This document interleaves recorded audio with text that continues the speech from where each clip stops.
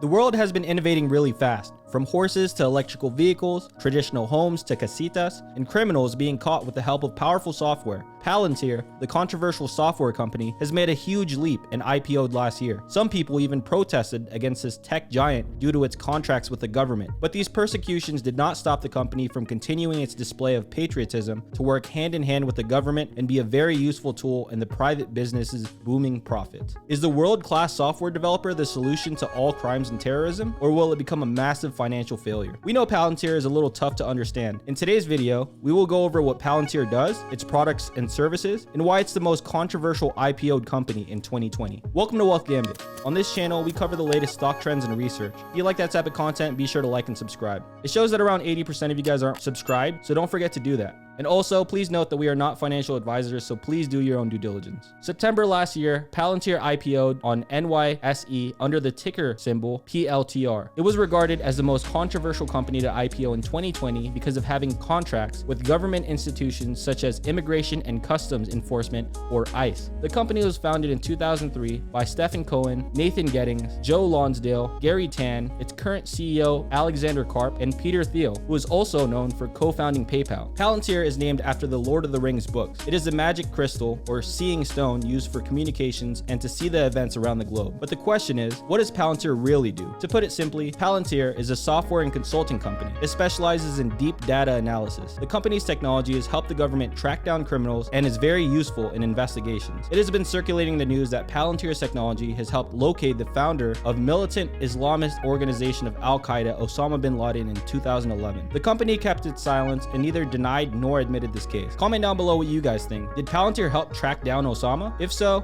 it's interesting to think about all the other criminals that could be tracked down using Palantir's technology. To make things simpler, let's hear it out from its CEO, Alex Karp, about Palantir. Palantir supplies world-class software to some of the most important institutions in the world, especially those in the intel and defense world, America and its allies, and to commercial entities all over the world. The software is the underlying motor of their work. So it powers special forces, it powers a lot of the operations that are done, it powers the way in which intelligence and clandestine services all over the world do their work and in correspondence with civil liberties. And on the commercial side, there's 1,000 applications for our data integration motor and the full stack of software we provide. The shortest answer is, in a world where software is largely a complete and unmitigated disappointment, if not disaster, and comes in the category of useless or totally non-working, we supply software to the institutions that I think most of the people in this room believe support us, including the institutions that you run. That is not only useful, but in the clandestine context, often exceedingly useful, both in terms of finding our enemies and protecting our civil liberties. There you have it. According to the CEO himself, Palantir is a world-class software maker which provides useful software that aims to find enemies and protect civilians. But Gandalf has warned us about it. Palantir is a dangerous tool, Saruman.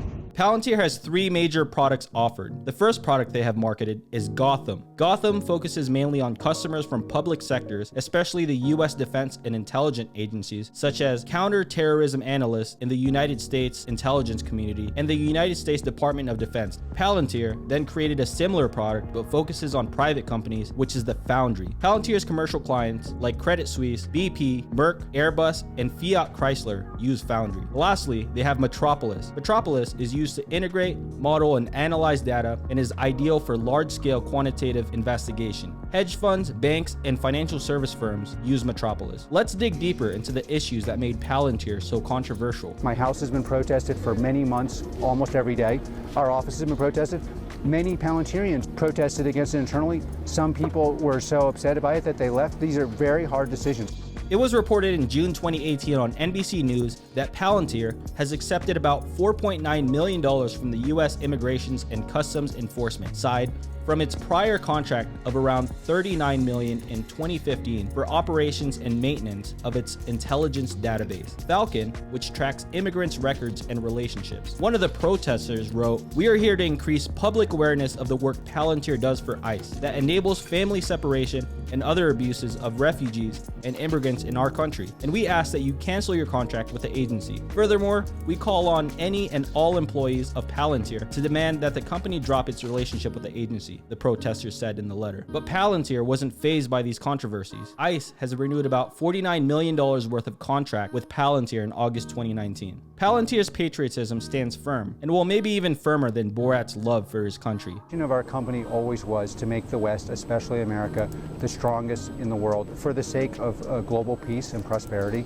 In a report published by Tractica, a market intelligence firm, the AI software market will have annual global revenue of about $126 billion by 2025. Along this, Palantir estimates its total addressable market across commercial and government sectors to around $119 billion. In line with Tractica's report, Palantir has a very high chance to skyrocket. Palantir's connection with the government, its founders' good relationships with big people in the tech industry, like Elon Musk, Techno King, and the trust it is getting from big-time investors like Cathie are really good signs for this massive innovator of a company. And with that all-star of founders, it's hard to imagine how they will fail. As mentioned earlier in this video, we are not financial advisors, so please do your own due diligence. And with that, we leave you with a video of Aunt Cathie's thoughts about Palantir. Palantir has the opportunity to usurp a lot of AWS, Azure, Google Compute over time.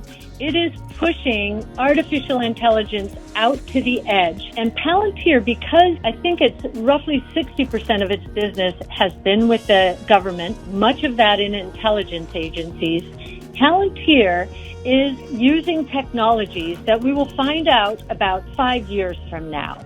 We believe are so far ahead because of their expertise in intelligence